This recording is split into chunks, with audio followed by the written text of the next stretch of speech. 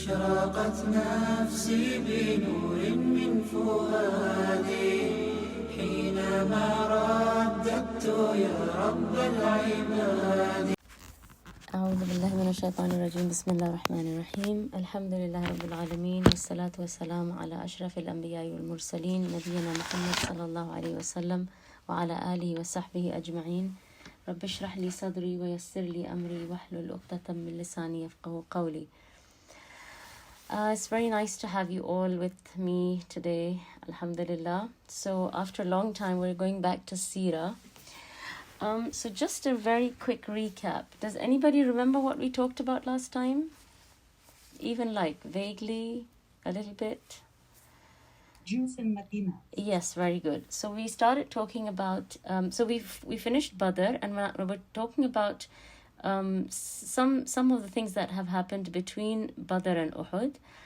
And one of the very important things that I wanted to talk to you about was about the Jews of Medina, because the Jews of Medina play a very important role from now onwards. And like we said, the emergence of the hypocrites becomes really clear after Uhud, but after Badr, they sort of begin to surface already.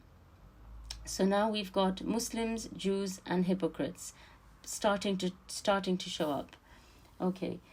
Some of the things that took place between Badr and Uhud, they might be like small skirmishes, they might be small incidents. There were a few assassinations, but it's worth mentioning all of them, a few things at a time, just for you to be aware of, some of the things that are going on, because a few of these things are a precursor to Uhud. They are actually the things that sort of like prompt or provoke the Battle of Uhud that eventually happens.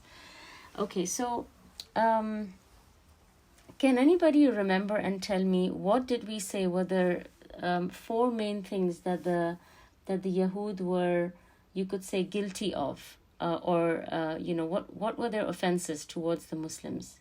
Can anybody tell me? There were four main points that I mentioned last time.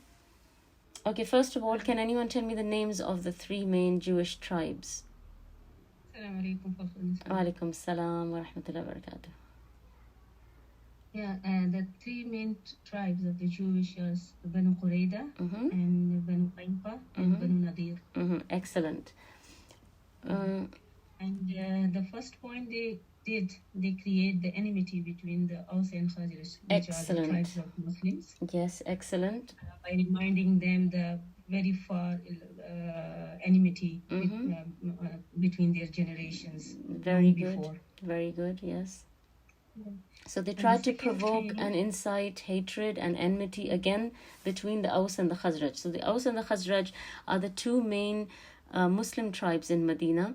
And now that they're getting along and they're not fighting anymore, and they're not, there's basically unity now, whereas previously there was disunity. So the Jews are not happy to see that. So they are trying once again to create disunity amongst the Muslims by reminding them of old feuds, old enmity, old hatred, just because they don't want to see the Muslims being successful.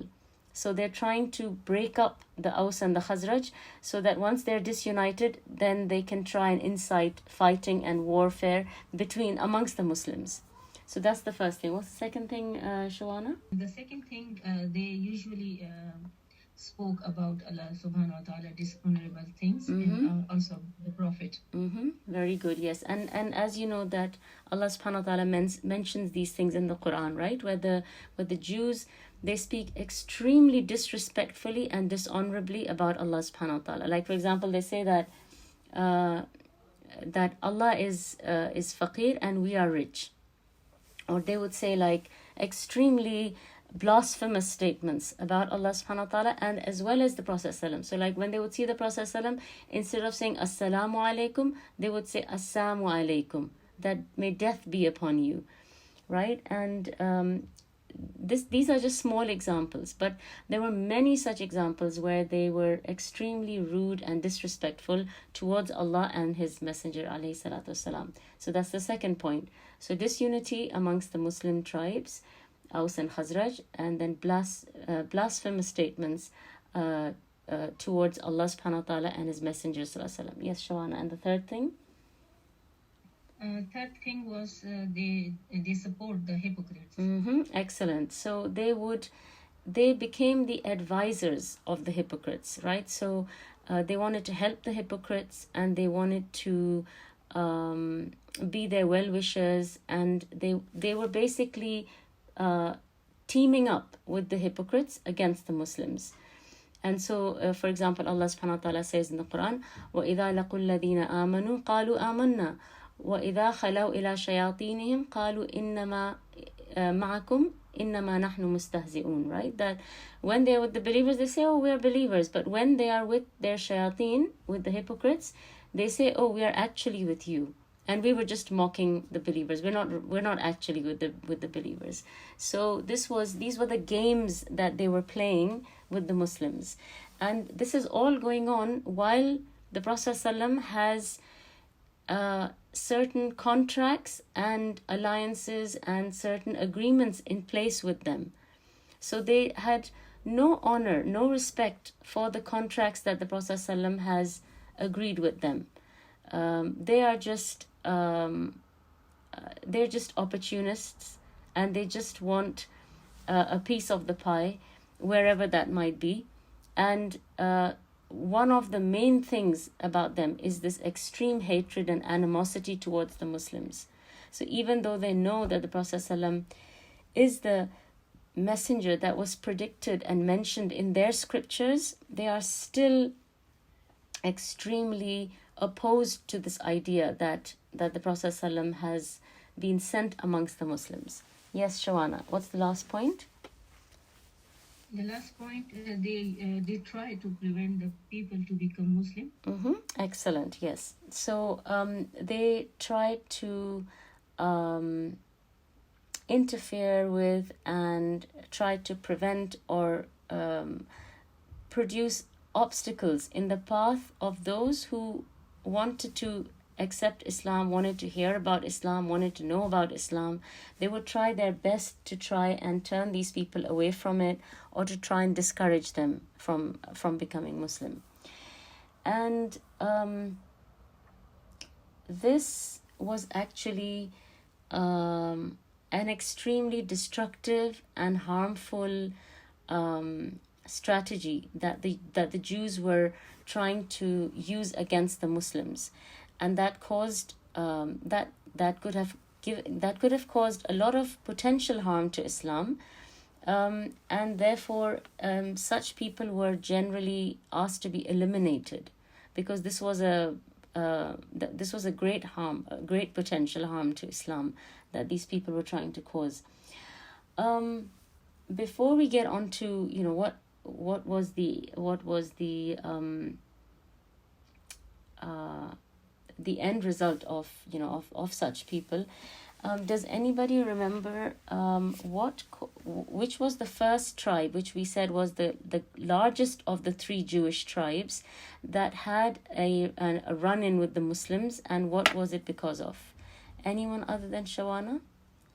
There was a story that took place, and then that caused the, you could say, the first real problem between the Jews and the Muslims. Okay, so which was the biggest tribe? Yes, that's right. Very good. The lady whose garment was nailed down. And which was the biggest Jewish tribe from the three that we mentioned? Shawana, do you know?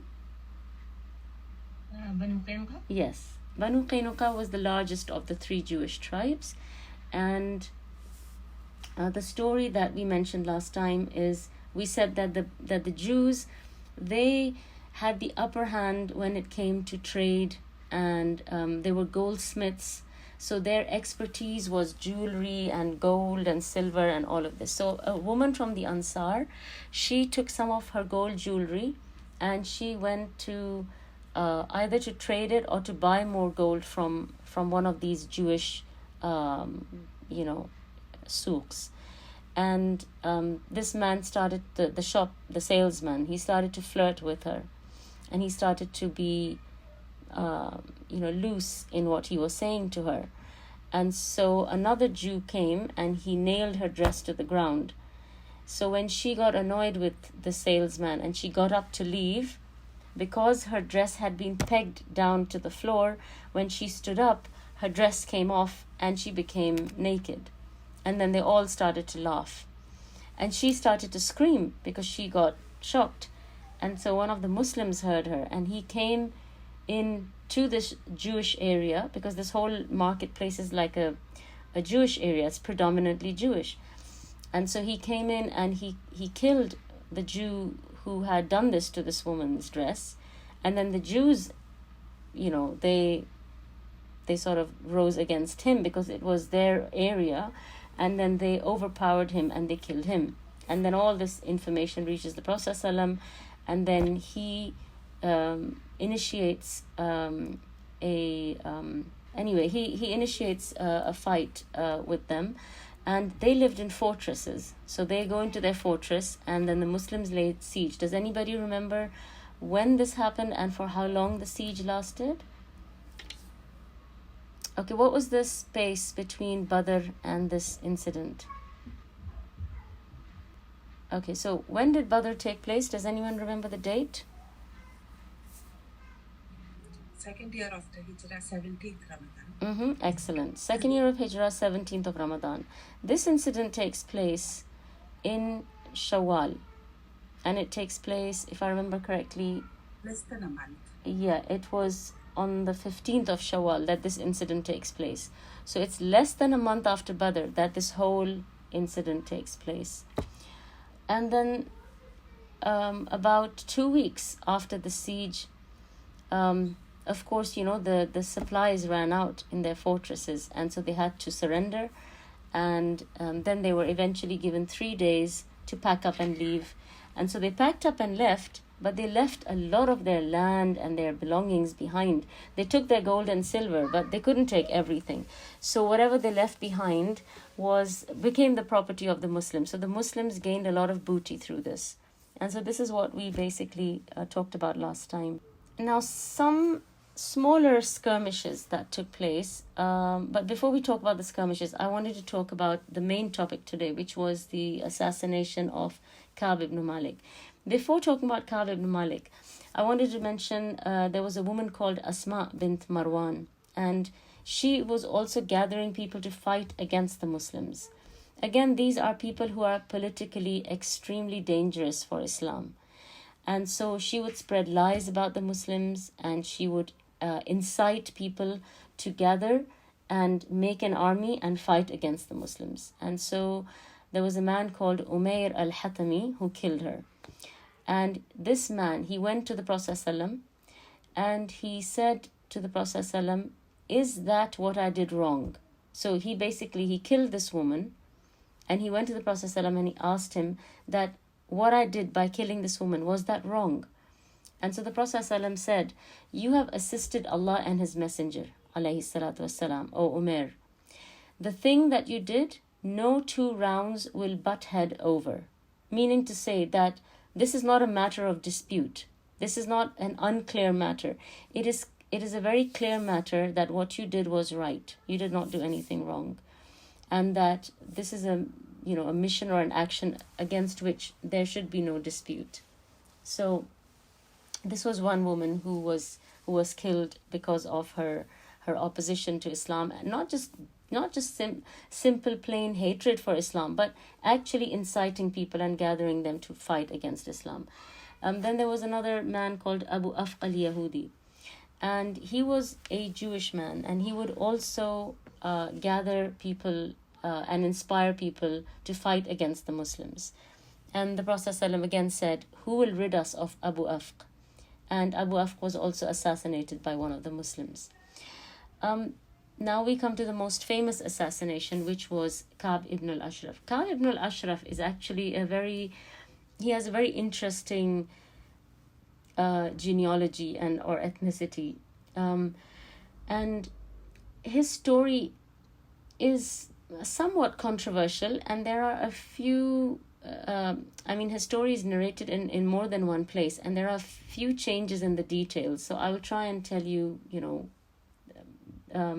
without confusing you too much and giving you too many unnecessary details, I just want you to understand the core story of who Kaab ibn al-Ashraf was and what happened and why he was asked to be assassinated. So Kaab ibn al-Ashraf, his father was Arab, and he came from a tribe called Banu Nabhan. And what happened was he killed someone within his tribe and then fled from his tribe. And his tribe lived outside Medina. They had nothing to do with Medina. But his father committed this crime and he became scared. So he left his tribe and he left the area where his people lived, and he came to where the Jews were in Medina, and he was adopted by the Banu Nadir. So we have finished talking about the Banu Qaynuqa, right, last time, and we said that they were given 3 days to take their belongings and leave Medina. So the Banu Qaynuqa have left Medina now. Now we have Banu Nadir and we have Banu Qurayda. So Kaab's father, he fled his tribe and came to Medina, and he was adopted by the Banu Nadir. And once he was adopted, he married within the Jews. So Kaab's father was Arab in origin, but his mother was a Jew. And he was raised as a Jew, and he followed the religion of his mother. So you can see how he was ethnically, he had both sides of the Semitics, you could say, right? Because as you know, the Arabs are the cousins of the Jews, right? Why do I say that? Why do we say that the Arabs are the cousins of the Jews? Anybody? I mean, it's pretty obvious, but still. Why are the Arabs and Jews cousins? How are they related? You have to go back to their origin. Both from the Yemen, like this?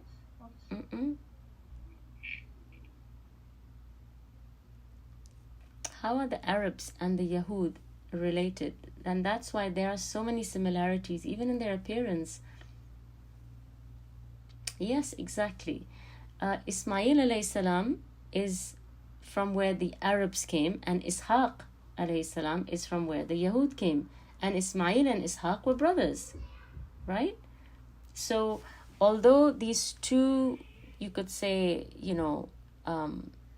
these two tribes, originated, you could say in different ways, but they're related because their origin is from the same family. They're from the two brothers or the two sons of Ibrahim alayhi salam, right?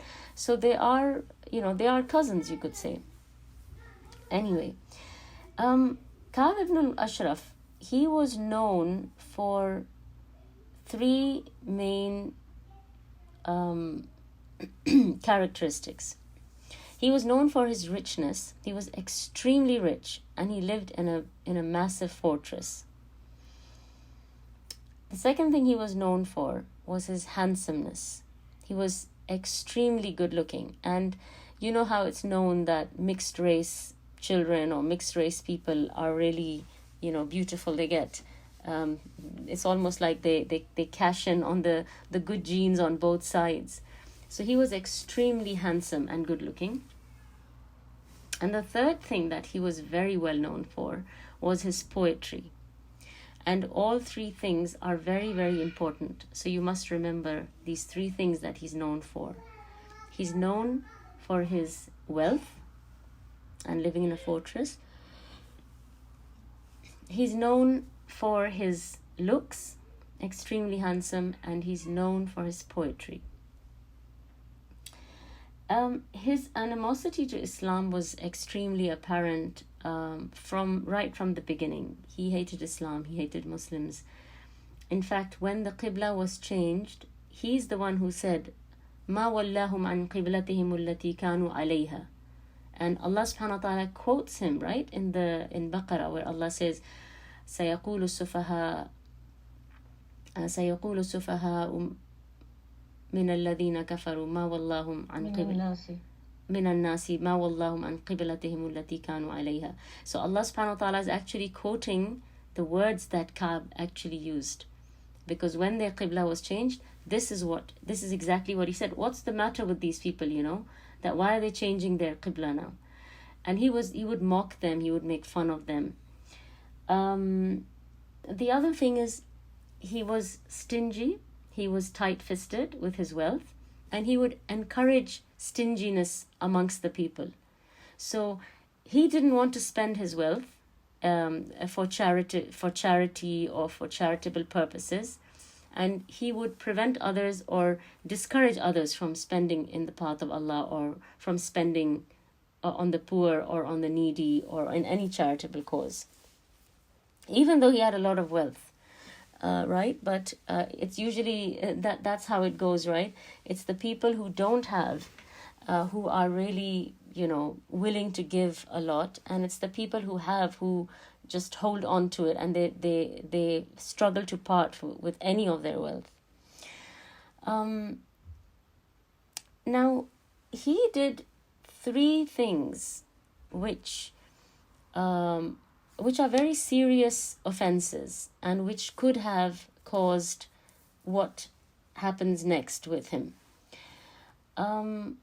So the first thing he did was, after the Battle of Badr, he is known to have gone to Mecca and to give condolence to the Quraysh for their losses at Badr. And while he's giving condolences to the Quraysh, he was inciting them to fight back and to take revenge and to avenge themselves. And it seems like he had a secret meeting with Abu Sufyan, in which he met Abu Sufyan privately, and it is not documented what they talked about or what happened, but it seems like he agreed on some kind of he made some kind of an agreement with Abu Sufyan, where, he was encouraging him to fight back, to take revenge for what happened at Badr, and guaranteeing him his support, however that support would be given. So that's one thing that he did. So he, again, is showing that he is politically dangerous to Islam.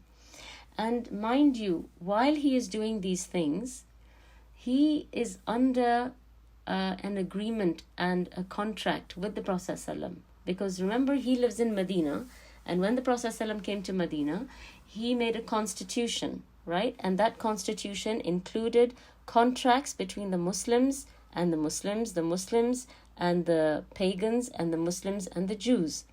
So the Jews had contracts and agreements with the Muslims, and one of their agreements was that the Jews will not fight against. They will not. If the Quraysh attack the Muslims, that the Jews will support the Muslims and fight against the Quraysh. And the other thing was that they will not support the Quraysh against the Muslims in any way, whether it's financial support or it is verbal support or political support. They are not going to support the Quraysh against the Muslims. This is all part of their constitution agreements or their treaty. So when he is doing these things, he is actually disregarding that agreement or that treaty. So the first thing he does is he secretly forms an alliance with Abu Sufyan, and he tries to incite the Quraysh to take revenge for Badr. The second thing he does is, when he goes back to Medina, he writes poetry lamenting the Battle of Badr and expressing his sorrow for the people of Quraysh, and he is speaking against the Prophet ﷺ and the Muslims, and he is insulting them, and he is supporting the Quraysh. the other kind of poetry that he starts writing is extremely below the belt. And he starts writing erotic poetry about the Muslim women. And he names them as well, and he describes them, and he speaks very explicitly about them in a very lewd manner. And this is something completely unacceptable to Muslims, right? Because Muslims, they really honor their women, they have a lot of respect for their women, and they're not going to accept anyone not only humiliating or insulting their women, but exposing, extremely private things about these Muslim women. So now he's going into an area which is, he knows what he is doing, and he knows that this is an extremely sensitive area for Muslims. And so he starts to do this. And you can see that a lot of his battle is it's like a verbal battle. He's waging a verbal war against Islam. Can anyone tell me, why was writing poetry such a big deal? I mean, today, if one of us was to write a poem against someone, I don't know how big or serious it would be, but at that time, why was this so big, and why was this such a major hit for the Muslims? The status of the person would be increased if he was a good poet. The rank in society. Yes, but what was the effect of poetry in that society? So basically, poetry at that time was basically what media is today. Okay, so like we have newspapers, we have Twitter, we have social media. That's how things get out, right? That's how we find out what's happening and who's doing what. Now, a lot of the times, we can't confirm whether what we read is the truth or whether it is an untruth, right? Everything you read in the media is not necessarily the truth, but you read it and you believe it most of the time, right? And so at that time, whatever he was writing in terms of poetry, that was that day's Twitter, you could say, or it was that day's media.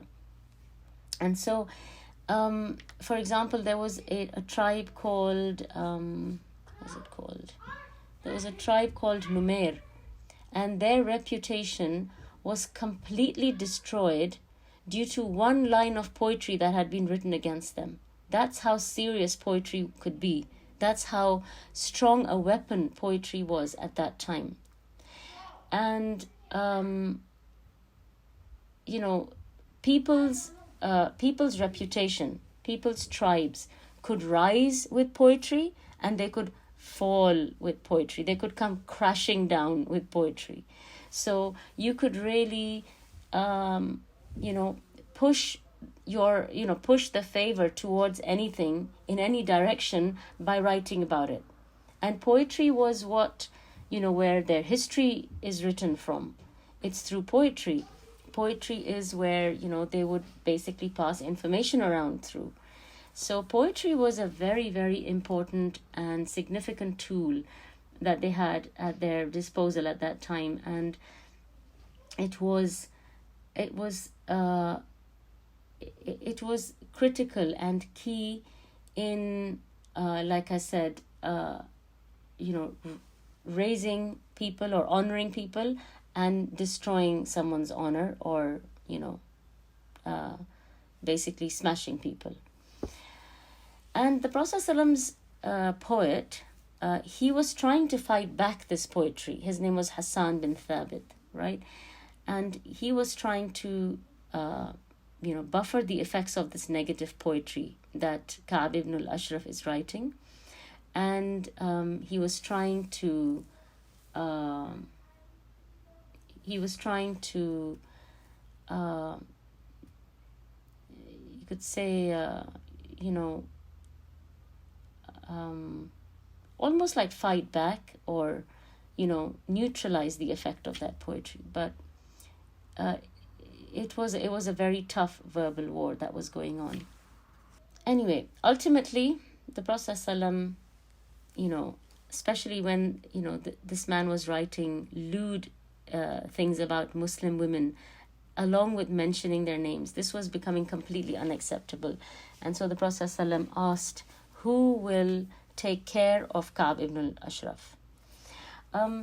One more thing, which is there is some dispute about whether this is actually a fact or not, is that there is some suggestion that, when the Prophet ﷺ was invited by a Jewish woman to his house to eat a poisoned meal, which is really what eventually makes the Prophet ﷺ sick, and he dies from the sickness of that poison that he ate. So we will probably cover the story later, but you must have all heard of this incident, right? Where this Jewish woman, she cooks a really nice shoulder of lamb, and she invites the Prophet ﷺ to her house, and she poisons this meat. So when he eats it, he eats the poison, and like I said, eventually this is what causes him to become very sick later on, and he dies from this. It is said that this idea was pioneered by Kaab ibn al-Ashraf, and so he could be held responsible for plotting the assassination or the killing of the Prophet ﷺ. And these are some very major accusations. So first, he disregards the contract that the Prophet ﷺ has with the Banu Nadir, and he makes alliances with the Quraysh, which he was not supposed to do while he's living in Medina. Secondly, he writes lewd poetry about Muslim women and rude and dishonorable lines of poetry about Allah subhanahu wa ta'ala and his messenger alayhi salatu wasalam.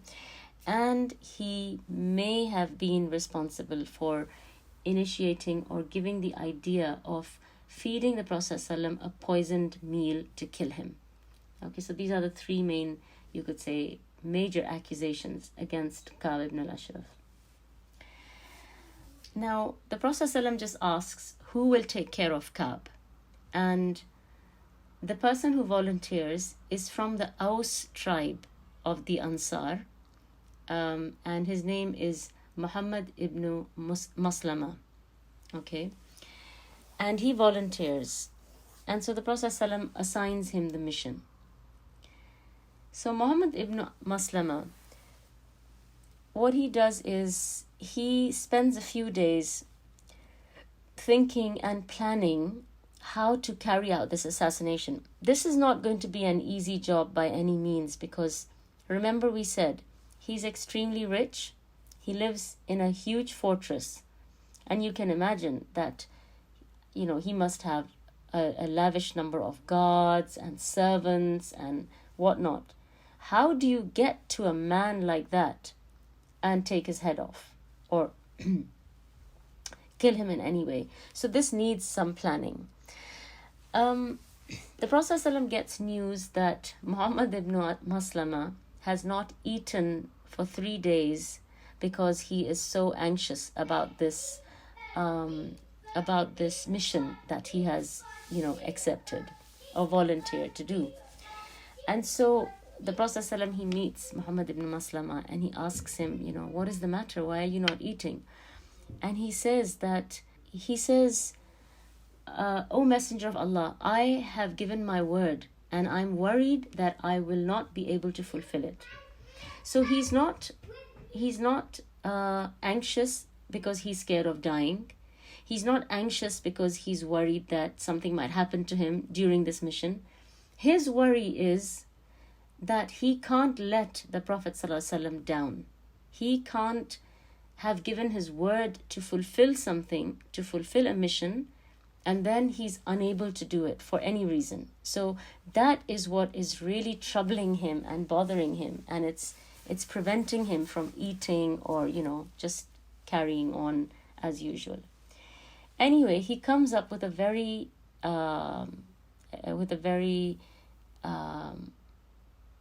interesting or intriguing plan.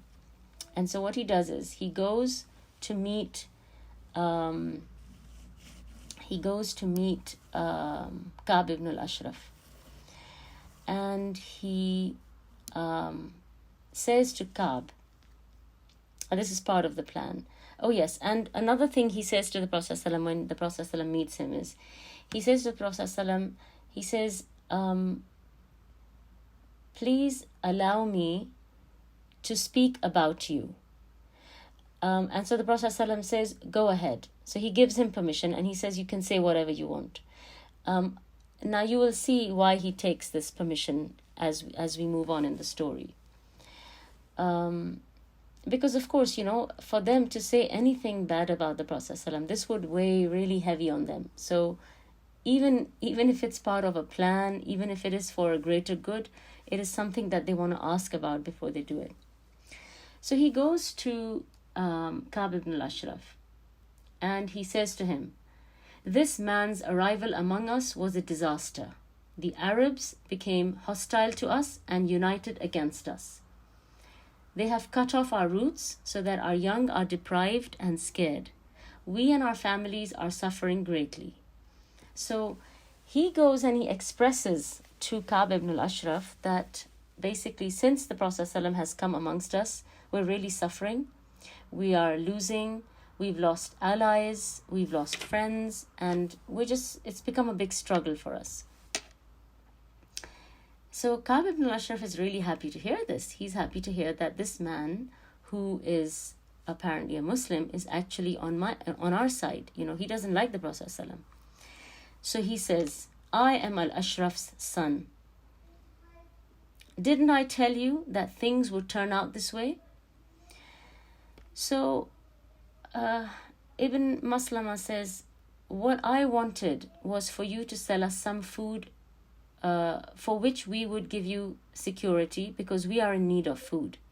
Another narration says that he says to Kaab that this man, he insists that we give charity and I need to borrow money from you to be able to give that charity.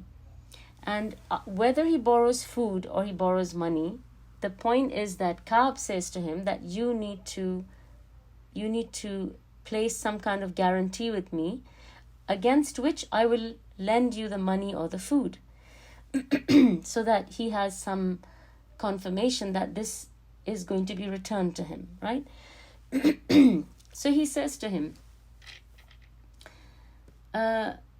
you pledge your women as a security. So they said no. He said, we can't hand over our women to you. You are such a handsome man. So he says to them, okay, then pledge your sons. And again, they deny that. They said, how can we mortgage our sons to you? Later, they would be abused by the people's saying that so-and-so has been mortgaged for a camel load of food. That would cause us great disgrace. So they said, basically, we can't give our women because you're too good looking and that might create fitna for our women. We can't give our sons because later on our sons will be mocked and people will laugh at them and say that basically you were left in exchange for a camel load of food. So they said, we will give our arms. Because Kaab said, okay, then what will you pledge? That, okay, then what guarantee are you going to give me that if I give you this, I'm going to get it back? So they said, we will give our arms, meaning our weapons. And weapons are expensive, so that was a good deal. And so they agreed with Kaab that they will come late in the night and they will bring their weapons and they will take in exchange for those some food or some money. Okay. So they go back and they arrange a team of 5 people and they go to Kaab's house in the night. Now Kaab has just recently got married to another woman, and he is basically, this is sort of like you could say his wedding night. So he's with his wife. And while he is with her, and they are very close to each other, Abu Naila, who is his milk brother, calls out to him from outside, saying something like, Kaab, come down. And so this woman, she hears this call as well. And so Kaab gets up to put his clothes on and take his arms or his weapons and go downstairs. And so she says to him, "Where are you going at this late hour of the night?" He says, "This is my brother Abu Naila, and if a man is called to stabbing, he should respond." He says, "This is my brother Abu Naila calling me." So she says, "I can hear blood dripping from his voice." So this is, this is a woman's, you could say, her intuition or her sixth sense, which is very strong and stronger and better than a man's. So she says, "I can hear blood dripping from his voice." So he says, "This is my brother Abu Naila," because like I said, he's his milk brother. And he says, if a man is called to a stabbing, he should respond. So he's saying, even if he has come to attack me or harm me, I will still respond. But actually, he has no fear of them. He's just had a conversation with them, and he knows why they are here, and he trusts them because he knows that they are upset and, they are disgruntled with the Prophet ﷺ. So he doesn't suspect them. So he goes down, and they start making small talk with him. And they start getting him involved in a conversation, just chit-chat, just silly chit-chat, And then they say, "How about we take a walk in Shaybul Ajuz?" So he says, "Okay, let's go and take a walk." So they want to take him away from his fortress, away from his guards and his servants and his house full of people. So they start taking him for a walk into a quieter area. Abu Naila, or Muhammad ibn Maslama, one of them, they put their hand into his hair. And they ask Kaab, "What is this beautiful smell coming from you?" So he says that I was with a woman who is amongst the best smelling women in Medina. And she has this scent on her. And because I was so close to her, the scent has come onto me. And so you can smell it from me now. So Muhammad ibn Maslama says, "Can I smell it?" So he says, "Sure." And he puts his head forward. And so Muhammad ibn Maslama, he grabs Kaab's hair and he smells it. And then he lets go. And he had told his people that when I give you the signal, that's when you attack him. So he hasn't given the signal yet. Then they continue to walk and talk. And then he says in a little while again, he says, "Can I smell that scent from your hair again?" So Kaab says, "Sure." And he gives his head again. He says, "Go ahead." This time he grabs his head and he gives the signal to attack him. And he says, "Attack him." So the team of people who are with him, they start stabbing him, but Kaab is clever. He didn't just come down like that. He has come down in full armor. So when they try to stab him, they're not able to stab him because it keeps puncturing the armor. So Muhammad ibn Maslama, he takes out a knife, and by this time Kaab is screaming. He's shouting and he's screaming. So the lights of the palace come on because it's in the middle of the night. And obviously his guards, his servants, they all become alerted. So now the situation is getting a bit tricky. And Muhammad ibn Maslama says, "I had a knife with me and I stabbed him in his lower abdomen and I cut his abdomen open until he fell down. And when we realized that he would die, that's when we left." So they made sure that he was dead before they left. So it was not easy killing him, but they managed to get through the armor and kill him anyway. While this whole, attack is taking place, one of their own people gets injured with a stabbing, and he gets stabbed. And so while they're rushing away, he loses a lot of blood, and they have to carry him back to, their the outskirts of Medina. And the Prophet ﷺ, he meets them at the outskirts of Medina, and he immediately places his hand on the injury that this man has, and it gets healed, and his bleeding stops. So that was the story of the assassination of Kaab ibn al-Ashraf.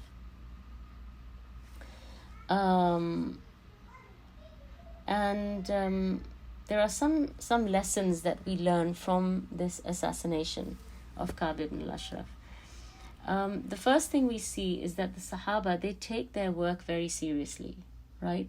So when Muhammad ibn Maslama volunteers to kill Kaab, he doesn't eat for 3 days because he's concerned that, am I going to be able to do this or not? So we see that when a believer gives his word, he must try and stand by it. He must try to live up to that word. You know, nowadays we have become very lax in this area. So for example, we'll say, I'm going to invite you over next week, and next month, next year, and that invitation never comes. So we should just be careful of what we say, because when you say that you will do something, you should try your best to honor your word. A Muslim must stand by what he says. He must honor his... giving your word is as good as making a promise. Or saying that I will do such and such and then not doing it. This is not a good thing. Or you say, I will bring... let's say you're going on a picnic and you say, I will bring the plates for this picnic. And then you turn up and you say, I didn't bring them, or I forgot to bring them, or or you just completely ignore that you had even, promised to do it. So a Muslim should not do that. When you say that you will do, and I'm mentioning really small things, right? And this is a big thing. And so, when he was worried, the Prophet ﷺ, he said to him, you do your best. That is what Allah holds people accountable for, whether they did their best or not. As long as you do your best, Allah subhanahu wa ta'ala will accept your deed. You are not responsible for the outcome of the mission or of whatever it is that you are trying to do. But you are responsible to do your best and to try your best to keep your word, whatever situation that might be in. Okay? And, also there is a lesson in this for us to try and reach perfection in whatever we do, in whatever we set out to do. So if, for example, I have decided to deliver this dars, I have to try my best to try to go to as many resources as I can, to try and make it as clear and concise as I can, to try and deliver it in the best way that I can. If I'm not going to give it my best, I shouldn't volunteer to do it. It's better not to do it than to do this half-heartedly or to do a really shoddy kind of job of it, right? And you will notice that, when you do something well, that's when you really enjoy it or you really get something out of it. And when you do this like half-hearted thing, it doesn't benefit the people around you and it doesn't benefit you. And Allahu Alam, whether Allah accepts it from you or not. So when you want to do something, the first principle is you try your best. Okay? Well, the first principle is that you try to do what you have volunteered to do. So you keep your word, whatever it might be, whether it's something small or something big, something minor or something major, whatever it is. First of all, you try your best to fulfill your word or your promise or, whatever you said you would do. The second thing is that you try your best to do it, to the best of your ability. So the outcome is not in your control or in your hands, but doing that job is the thing that you are responsible for. The third thing is to try and do it in the best possible way. Okay? And that is doing something with ihsan. So you try to do it as well as you can do it. I don't know if keeping your word is part of ihsan, but keeping your word is definitely part of being a believer. So when a believer says something, like if for example, a Muslim man or woman said to me, I will do such and such, I would believe them. I wouldn't suspect that, oh, they're just saying it, but they're not going to do it. Unfortunately, living in this culture, we just become used to this,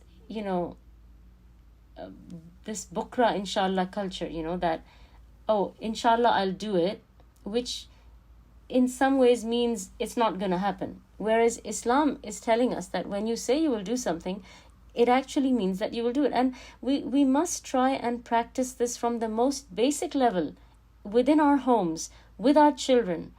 If you say to your child that if you do this, I'll take you to the park, even if it's for 5 minutes, you must fulfill that word that you gave to this child. If you say to him, if you do this, I'll play a game with you, even if it's a 10-minute game, you must play that game. Whatever you tell your children, you must make sure and try your best to fulfill your word with your child.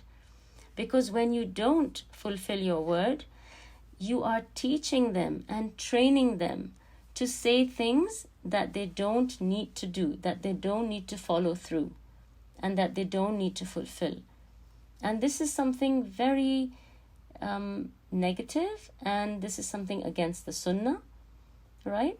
We learn from the Prophet ﷺ that if he said something, he would do it, and this is what he taught us. So, like I said, even if you can't do something on a bigger scale, or you can't do something for a longer period of time, but just to keep your word, you must do it. You said, if you do this, I'll take you to the park. Take them to the park, even if it's for 10 minutes or 5 minutes or whatever. But at least they will see and learn from this that whatever you say, you must fulfill. You must do.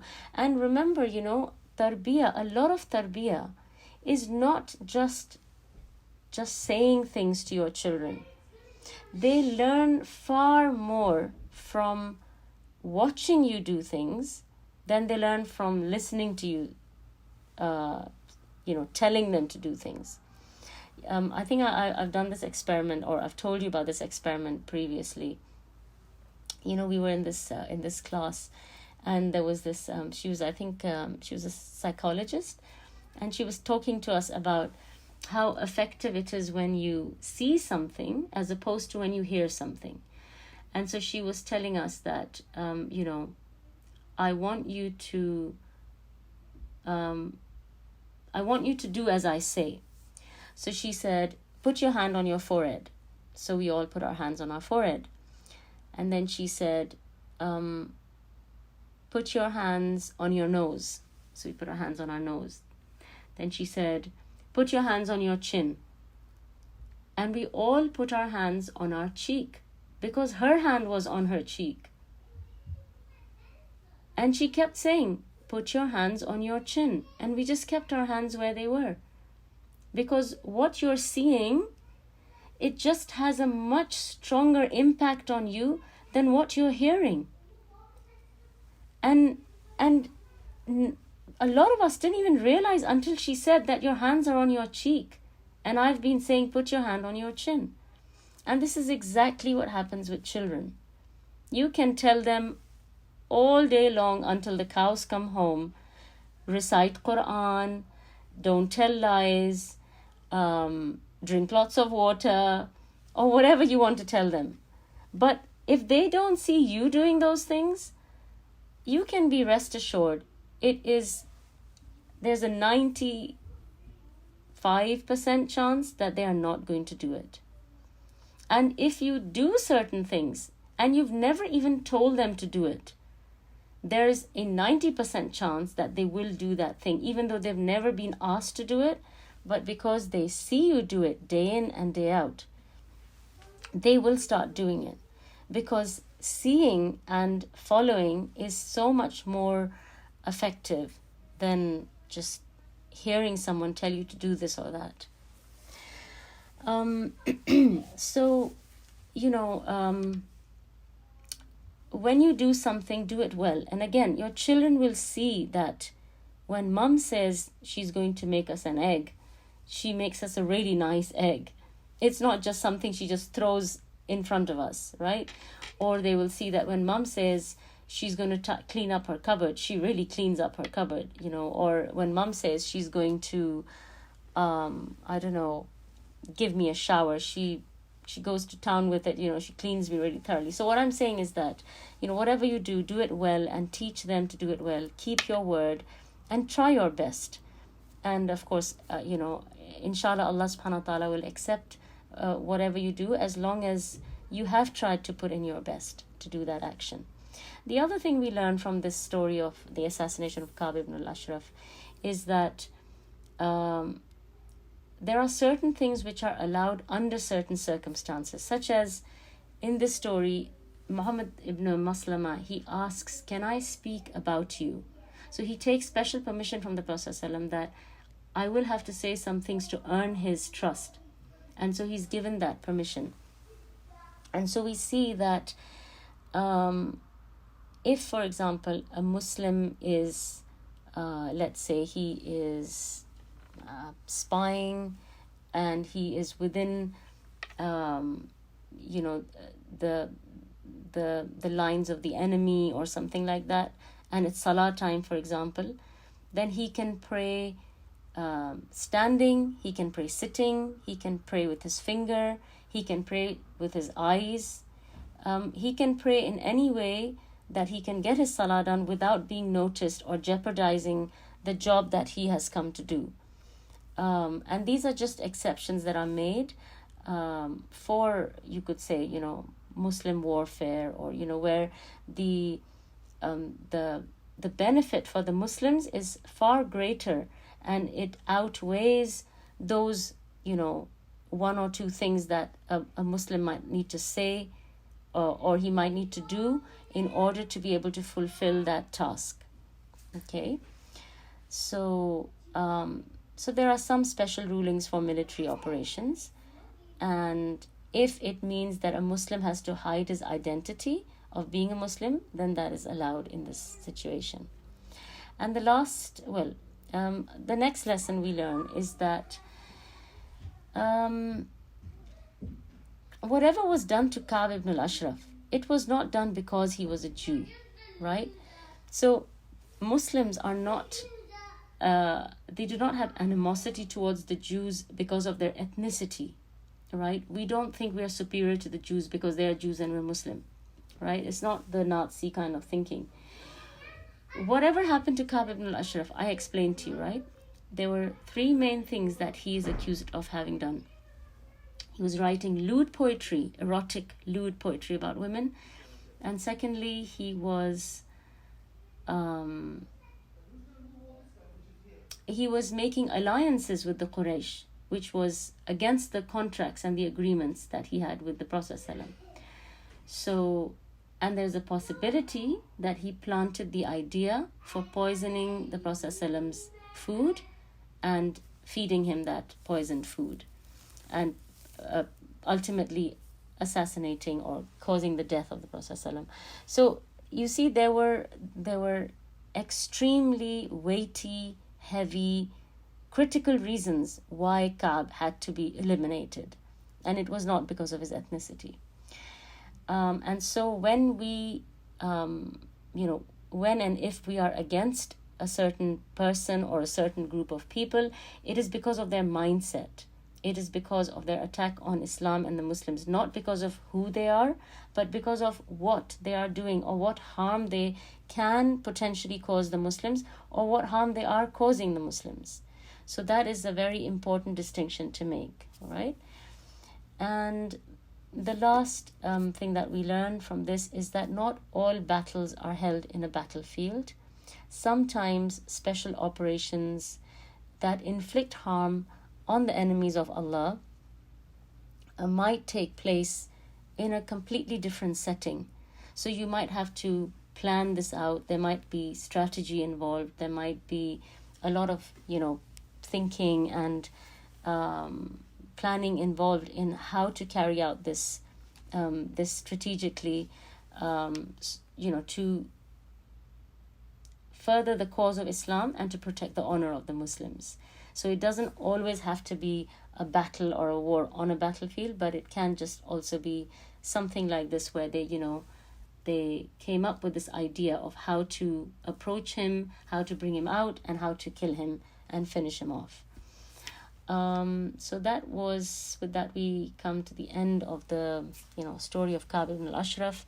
The little skirmishes that I wanted to talk to you about that take place before Uhud, we might do one session on just those skirmishes, because we could spend a little bit of time on them, and if we get through them quickly, we can go straight to starting some basic information about Uhud before we delve fully into Uhud and how it happens and how it started and what happened.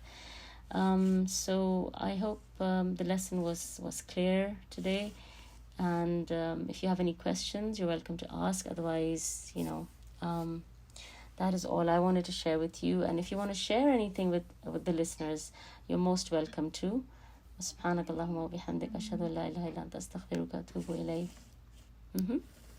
Anyone wants? I'm sorry to disturb you in your dua. No problem. I wanted to ask you something. Regarding the war against Islam. So in those times, it was Kaab ibn Ashraf. He was attacking Islam in a complete different way, and he was also dealt. But now that we don't have, I don't know how to say, a rightly guided ruler, I would say. So how do we deal with these type of things, especially like me, living in England? We go through all these things on a daily basis. So we don't have a ruler, we don't have an authority over us. So obviously, these kind of situations, they have to be, you could say, spearheaded by a Khalifa. So it has to be a Muslim leader who's accepted as a Muslim leader by all the Muslims, you could say globally, for something like this to be instigated or for it to be carried out. It can't be done haphazardly where, one person says, oh, I'm going to do this, and another person says, well, I'm going to try and do this, because that's just going to cause a lot of chaos, and it's not going to achieve the results that you want. So in our current situation, where we do not have a khilafah, where we do not have a, one imam of the Muslims, you could say, in our situation, we do what is at our disposal. So like the Prophet ﷺ, he said that when you see something wrong, we have 3 possible levels in which we can try and change that harm, right? Either you change it with your hand, or you change it with your tongue, or you at least hate it in your heart. So depending on the nature of that thing, depending on the ability that you have, whatever is within your capacity. Like, for example, if it is possible to campaign against something, peacefully protest against something which is harmful to the Muslims or harmful to Islam, then, if you feel you can actually do that where you are living, then you can try and do that. If you feel this is going to bring more harm and more negative attention, then it's going to achieve results, then you at least maybe write an article about it, or put a YouTube video up about it, or speak out against it. And if you feel even verbally you can't defend the situation or fight it, then at least you hate it in your heart. And that is the weakest level of faith. Yeah, Allah knows best. But according to our situation today, I think that is probably where we are left. If an individual tries to deal with it, then that might become a personal issue as well. Yes, so we see again and again that the Prophet ﷺ, throughout his seerah, there are Bedouins who come and they pull him by his clothes and say, give me part of the booty and do this and that. He hardly ever, he usually smiles and he says, give him this or give him that. The time when he gets angry is when it is against Allah and his messenger, alayhi salatu wasalam, or it's against the religion. So these personal, you could say confrontations or things like that, I think a lot of the times there's more hikmah in just letting them go. unless you feel, like I said, that you can achieve more than you will lose, then you try and do something about it. But otherwise, really gentleness, kindness, and like, again, showing them how Muslims can be tolerant, or how Muslims can be reasonable. Sometimes these things might have more impact on them than if we were to stand and confront them and argue with them and fight with them, So at the same time, you don't want to look like a pushover either, right? So we have an identity, and we are, we're not ashamed to be Muslims, or we're not ashamed of our history or anything like that. So like I said, it just, according to the situation, is how you would have to play ball. So you would have to decide, that in this situation, will it be more beneficial if I speak out, or will it be beneficial if I keep quiet? Will it be more beneficial if I redirect them to something else, or someone else who can explain this better? Or should I take this in my hands? So, a lot of the times you also need to ask yourself, are you qualified to be able to do this or to have this conversation? Because sometimes if you're not qualified, you can actually turn things around in the wrong direction.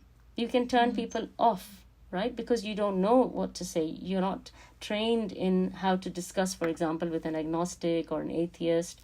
So it has, there are so many different layers and dimensions to, a situation like that.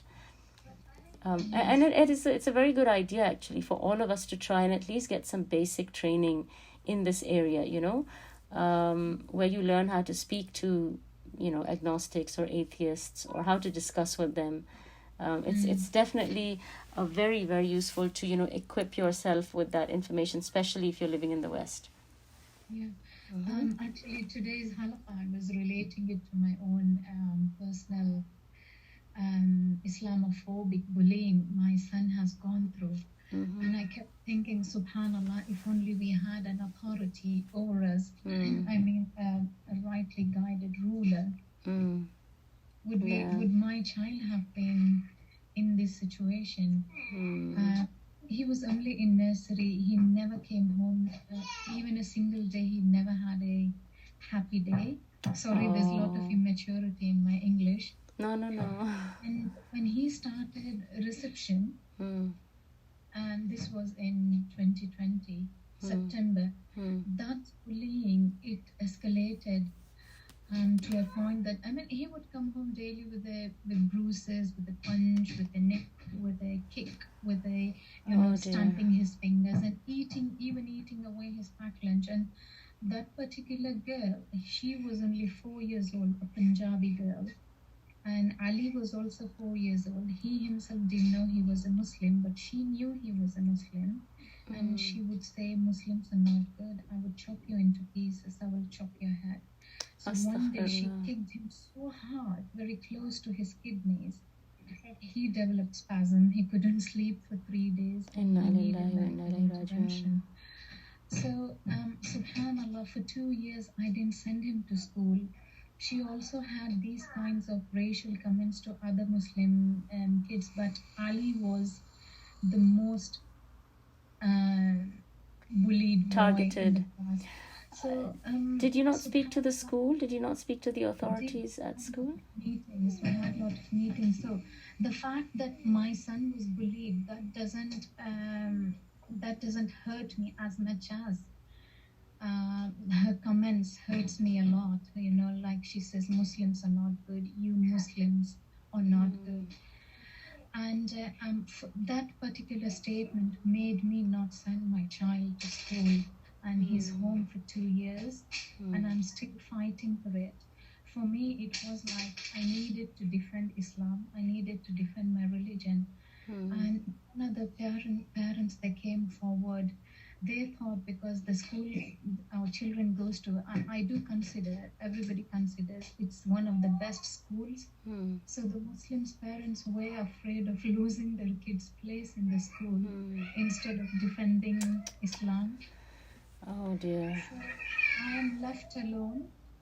I'm still fighting for this case, and sometimes, subhanallah, I just cry out because I'm not a qualified teacher. I don't know how to teach. I come from India, and we were not taught phonics. We were taught the names of the letters, and directly we went to learning spellings. And with financial difficulties, I couldn't afford, subhanallah, a private teacher, and so many things. And I was thinking, we as a ummah, we don't have unity either. Muallimati, subhanallah, we have become very materialistic, and deep inside the heart, we have adapted the capitalist attitude as well. Yeah, I mean, unfortunately, like we said, the whole, the fight that happened between, the Banu Qaynuqa and the Muslims, that was just because of one woman who, she was teased and they pulled her clothes off. And so the Muslims went on to battle with them, to confront them. So I'm just saying that today we don't have that ghira, and unfortunately, Muslims can be attacked verbally, physically, and there's very little that anyone is willing to get up and do, unfortunately. But having said that, I mean, in your personal situation, I don't know what the outcome in these discussions was with your school, but if you feel that, that this might happen again, or that you reached a dead end in these discussions, you could consider maybe online schooling, again, you don't have to be a qualified teacher to... Your son, you said, is 4, right? So, I mean, I suppose, basic things at least you could teach him. But, yeah, you could consider online schools. And it's really unfortunate that these discussions were not fruitful. Muallimati, can you hear me? Yes, yeah. Yeah, if only if other parents had supported me, the girl would have been expelled by now. Oh. And the local authority and other parents in the school itself would have had a message that we live in a society that hatred towards religion is not acceptable. I mean, whatever religion we have to respect the religious beliefs.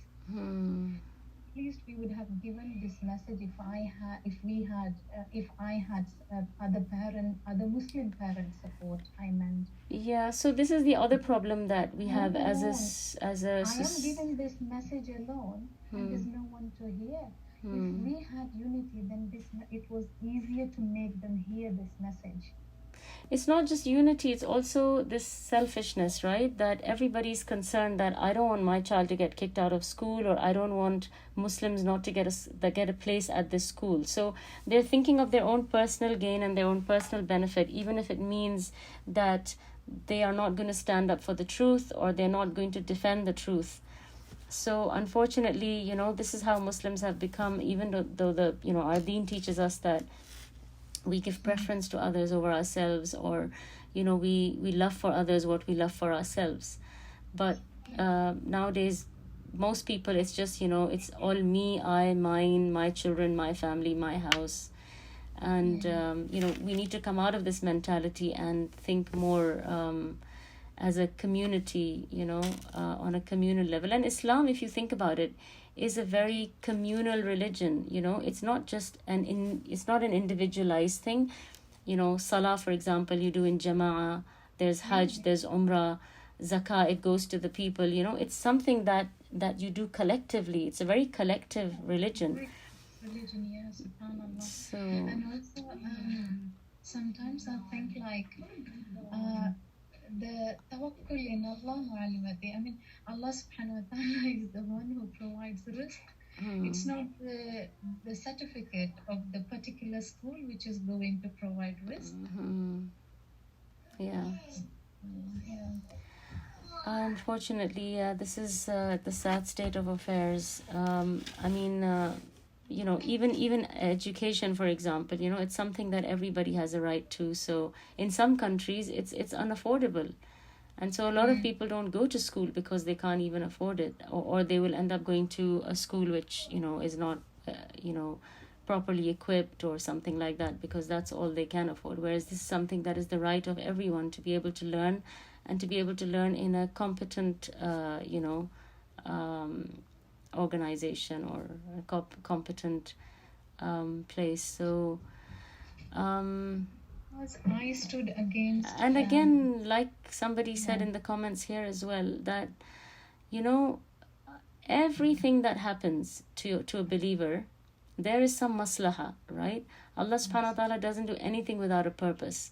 So perhaps your child has been put through this situation where you've been forced to pull him out, and something better is, Allah has kept something better for him, better than the school that he was at. So sometimes we don't realize, or we don't understand, we keep running after that one thing, whereas Allah is trying to take us away from that thing to something better. So perhaps, if you homeschool him, or he, there are some other experiences that, which would have been worse, and Allah saved him from those. Maybe there is something better that Allah has saved for him. So there are many benefits that could come out of this as well. So especially when this is something that you didn't choose to do, but it's almost like circumstances pushed you to do this, it makes you even more satisfied that Allah has chosen this for me. I didn't choose this for myself. So there must be some khair and some barakah in this for you, inshallah. What makes me sad is now Muslim parents, they are maintaining distance from me because they find me as an odd person because I reacted. They found me as an odd person, and like they just think why she has to dress up in a way, because I go to school with abaya, hijab, niqab, everything black, and I'm like, I dress up to please Allah, but you guys, I have never said this to them, but I feel that them, they dress up to please people. So now, because I have stood against this, I'm literally left alone.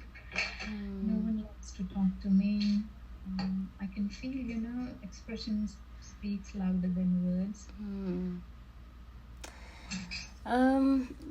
These are just different challenges, I think, that you are facing, and as long as they're all for the sake of Allah, I'm sure, inshallah, you will grow through these challenges, and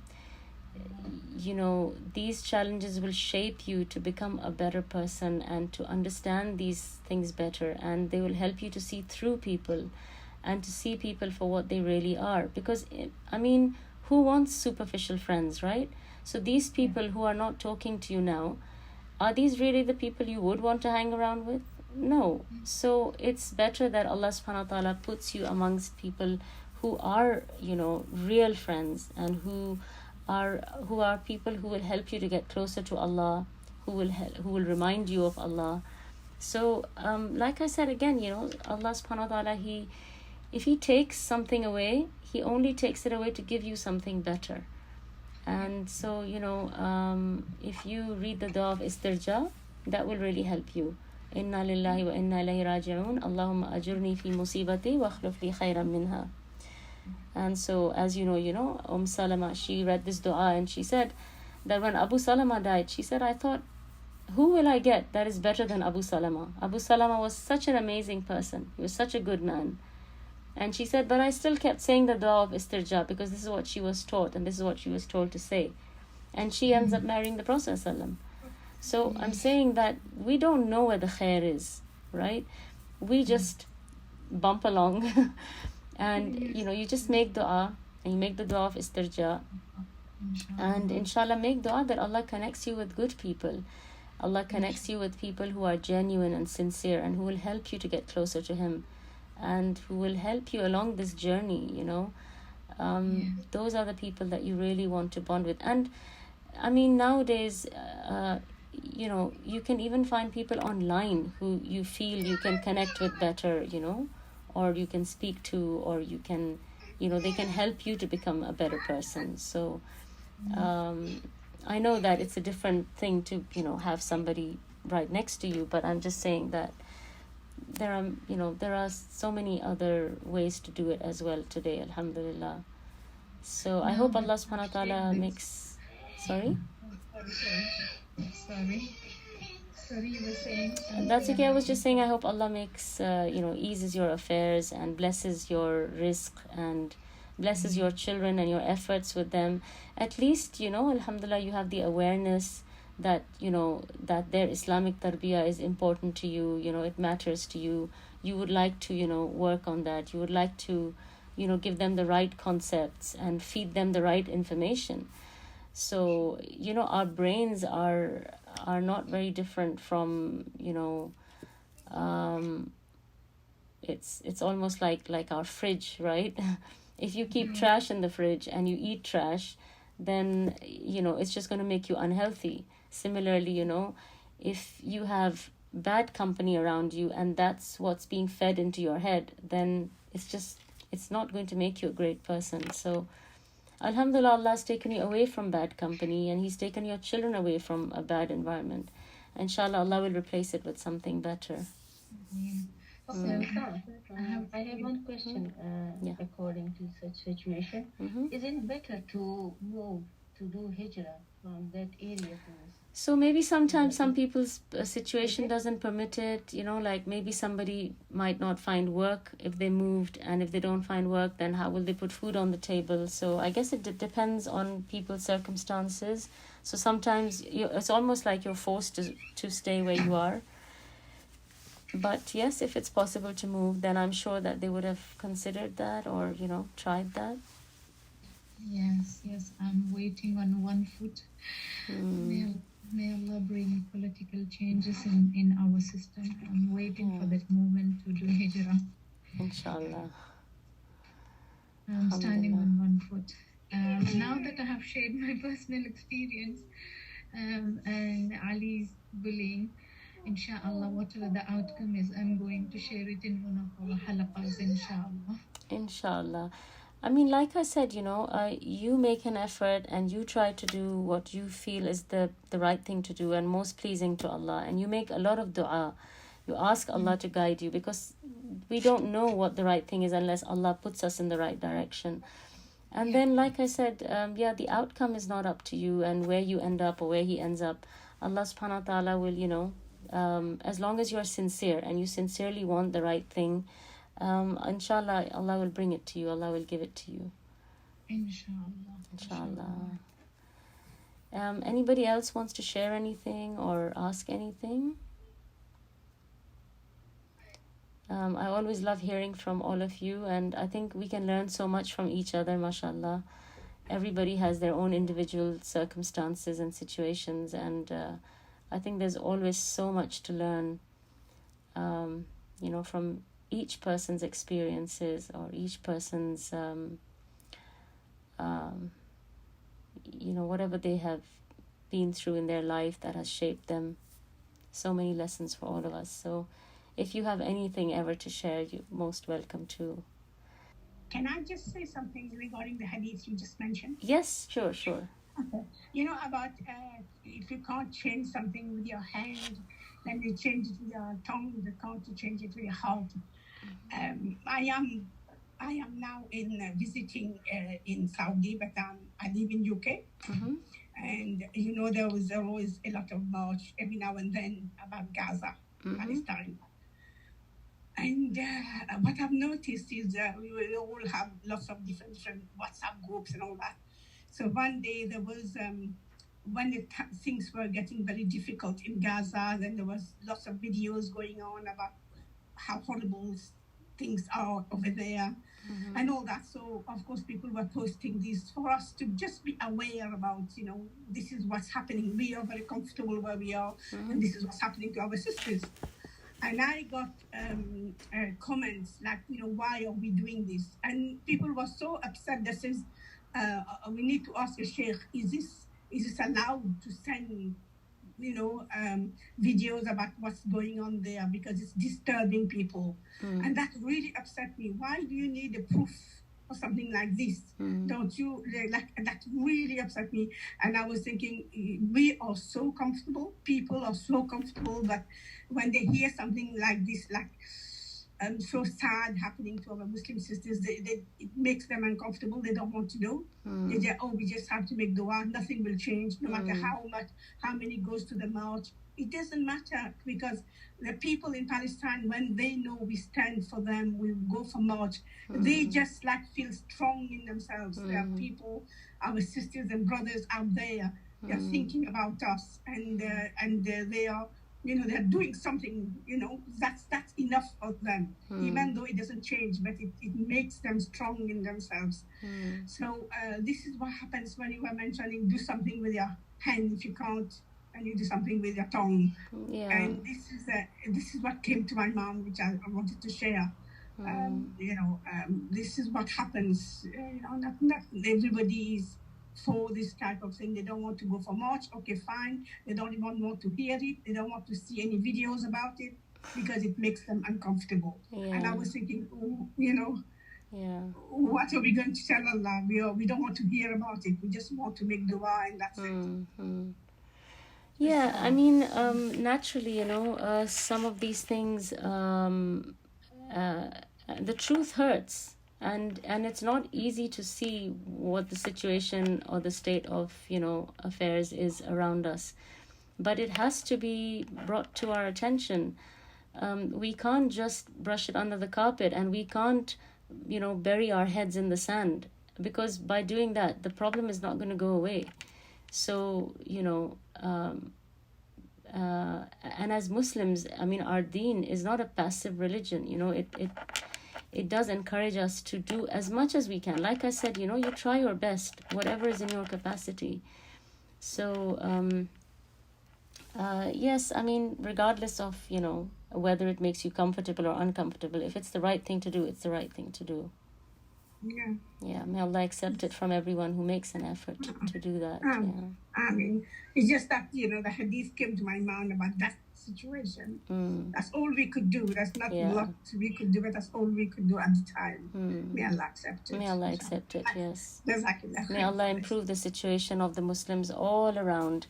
Whatever situation they might be in, whether it's a school situation or a political situation or a family situation. May Allah subhanahu wa ta'ala improve the state of the Muslims all everywhere, wherever they are. So Jazakumullahu Khairan, all of you, for attending, and may Allah cause this, make this a means of expiation for all of us, and may Allah subhanahu wa ta'ala reunite us in His highest Janan. Make us amongst those who are the neighbors of the Prophet ﷺ, who are the nearest to him in the dunya, nearest to him in the akhirah. Inshallah, I will see you all next week. Jazakumullah khairan for joining me. And barakallahu feekum. Wa alaikum assalam wa rahmatullahi wa barakatuh. وآخر دعواهم أن الحمد لله رب العالمين.